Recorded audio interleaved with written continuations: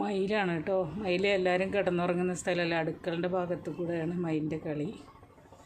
ഇത് ഒരാൾ അവിടെ ഉണ്ട്, കണ്ടോ, അടുത്ത വീടിൻ്റെ കാണുന്നുണ്ടോ.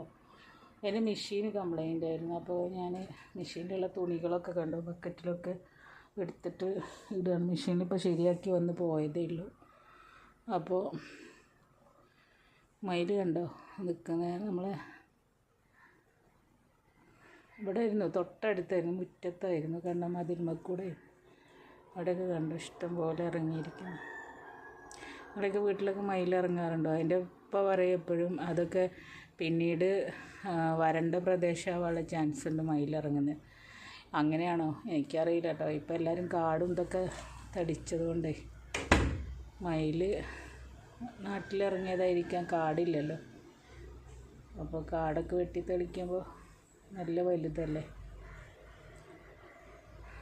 കണ്ടോ, സൂക്ഷിച്ച് നോക്കിയാലേ കാണും. അപ്പം അങ്ങനെ ഒരു പേടിയൊന്നുമില്ല ഇപ്പം അവർക്ക്.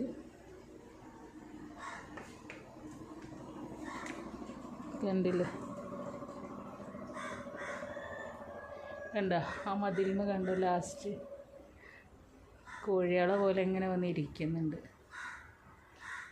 അപ്പുറത്ത് വലിയ ആളുണ്ട്. ഇതൊക്കെ പെൺമയിലാണ് തോന്നുന്നു. കണ്ടോ, ഇതൊക്കെ പെൺമയിലാണ് കേട്ടോ.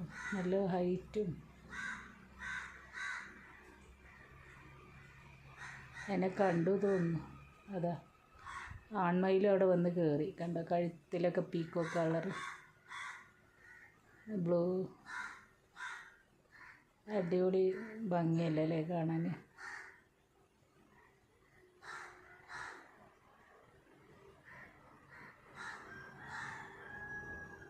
നമ്മളടുത്ത് പോയപ്പോൾ അവർ ഓടും, പാറിപ്പോവും. എന്തായാലും നമുക്കൊന്ന് ചെന്ന് നോക്കാം.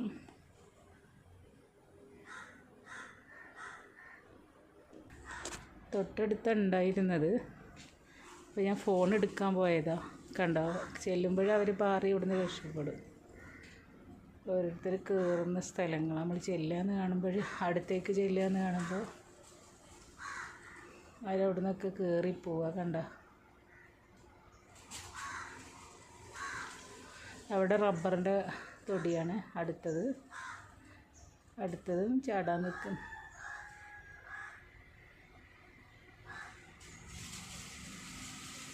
കണ്ടോ, എല്ലാവരും ചാടി കയറി അങ്ങോട്ട് കയറിപ്പോയി അല്ലേ.